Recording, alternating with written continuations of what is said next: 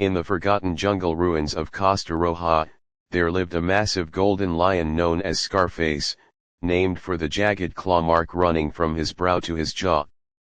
Scarface wasn't born a monster, he was made one. Hunters had once slaughtered his entire pride, leaving him bleeding and alone among the corpses of his family. Since that day, the jungle whispered his fury. His roar echoed like thunder, and his eyes gleamed with blood-red vengeance. Anyone who dared step into his territory vanished. Torn tents, shredded weapons, and crimson-stained grass were the only clues left behind. Legends spread. Some swore they saw him dragging humans into the shadows, others claimed his roar made the trees tremble. But Scarface didn't kill for hunger, he killed to avenge the ghosts that haunted him. And deep in the jungle, beneath the moonlight, the king with the broken heart waited for the day the hunters returned so he could finish what fate started with claw, fang, and unstoppable rage. Under the blood-red sunset, Scarface prowled the jungle edges, his muscles rippling like coiled rope under his scarred golden fur. The scent of humans returned, loud voices, gun oil, burning wood, the same hunters who ruined his life years ago. They laughed, bragging about trophies, unaware that death was already stalking them. When night finally smothered the sky, Scarface struck like a nightmare made of muscle, claws, and fury. He smashed into the camp, ripping tents apart and dragging one hunter screaming into the dark. The others fired wildly, bullets sparking off ancient stone ruins as Scarface disappeared and reappeared like a living shadow. Panic spread. Their leader, the man who carved Scarface's scar, shouted orders, but before he could finish, Scarface lunged, jaws locking around his arm, tearing flesh with brutal precision. The jungle fell silent except for the wet sound of blood hitting leaves and the broken whimpers of men who finally understood.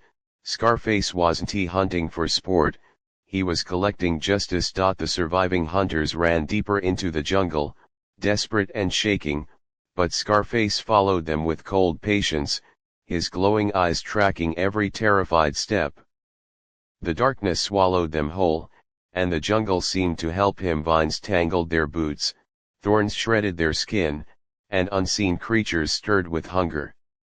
One hunter fell to his knees, praying, begging for mercy, but Scarface only stared, his breath hot and slow, as if judging whether death would be quick or deservedly painful. With a single brutal swipe, the lion ended his fear forever. The last hunter, the Scarmaker, staggered toward a rusted stone altar, the same place where Scarface's pride had been slaughtered. Lightning cracked, illuminating the lion's massive shape as he approached, silent but unstoppable.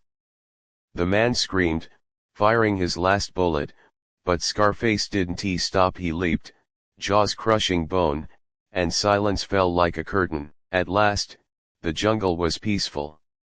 With blood drying on his claws, Scarface lifted his head to the moon and roared, not with rage, but victory. The king had reclaimed his throne. Days passed, and the jungle sensed the shift. Scarface was no longer just a survivor, he was a legend reborn. Animals that once feared him now followed him from a respectful distance, as if acknowledging his rule.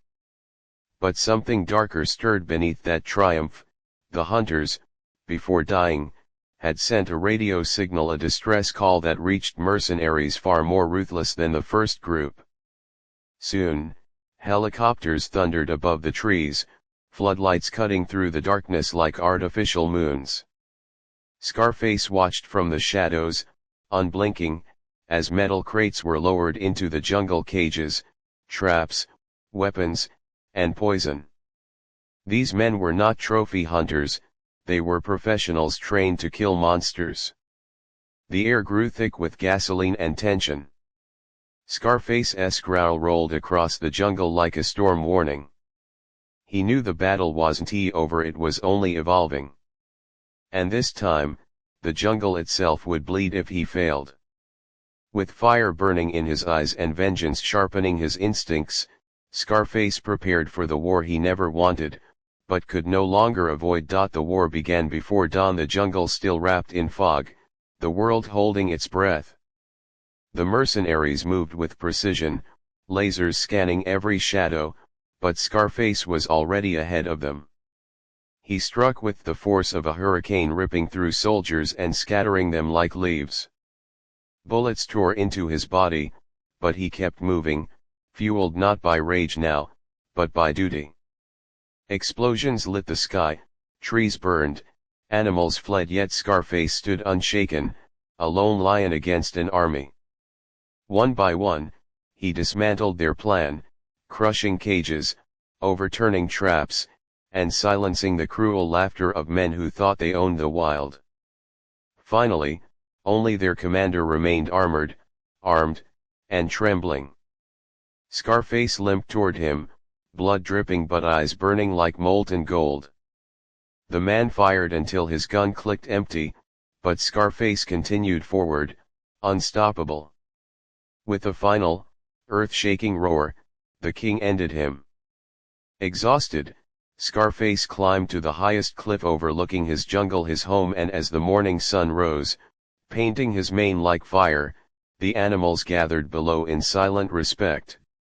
Scarface closed his eyes, his breath slow and steady, not as a beast of vengeance anymore, but as the eternal king of the wild. The jungle would remember him not as a monster but as justice given claws and a beating heart.